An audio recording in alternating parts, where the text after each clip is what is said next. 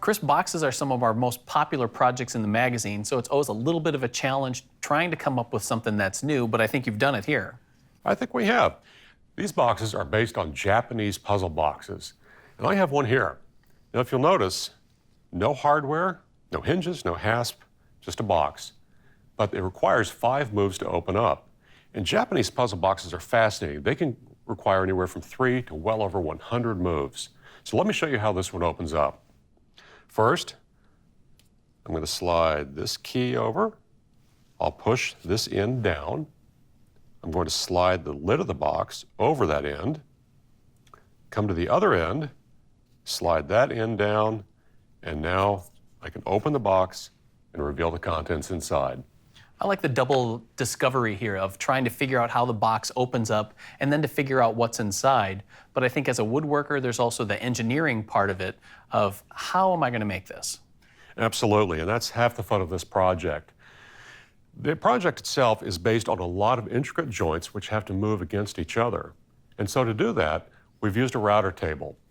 And this is a small router table which will appear in a future episode of the Woodsmith Shop. And I've used it because it gets my parts up to a convenient height, and it's just a size that really fits and complements the size of this project. We're going to use several different bits to make the joinery of the box. Primarily, I'm going to use a 1/8 inch double flute carbide bit because all of our joinery is based on a 1/8 inch increment. Now the setups of the router table are really what's important here. Yeah, and that's what you're going to learn when you build these boxes, how to accurately, repeatably set up a router table. I have found the best way to do that is to use setup blocks. I have a set here, and they come in different thicknesses from a 1/16 to 1/2 inch thick.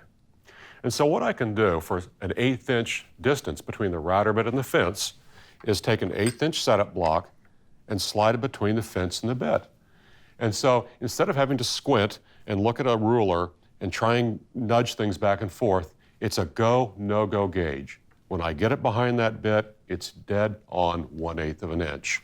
And you can repeat that setting pretty easily. Absolutely, and that's what makes this project go smoothly, is that repeatability. And that repeatability, consistency extends to our project parts, right? Yes. One of the things that's important is that we thickness all of our material to an exact 3/8 inch because our joinery is based on a 1/8 inch router bit. Okay. So now the big time-consuming part of this project is actually the setup, right? It is. It does take a little bit of time to set it up, and that's why you should think, instead of making one puzzle box, make 6, make 8. They're great gifts, and you'll have a lot of fun giving them away. Woodsmithplans.com. Hundreds of professional, high-quality woodworking plans right at your fingertips.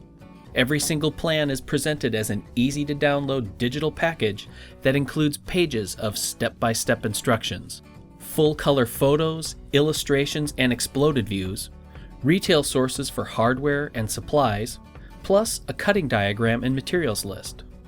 Many plans offer handy video overviews and guides. Plus, we're proud to offer our plans in both standard and metric. Everything is here, from gorgeous heirloom furniture projects to handy shop projects and upgrades, clever, cost-effective storage solutions, as well as weekend projects and accessories that are great for gifts. All fully searchable and categorized for easy browsing.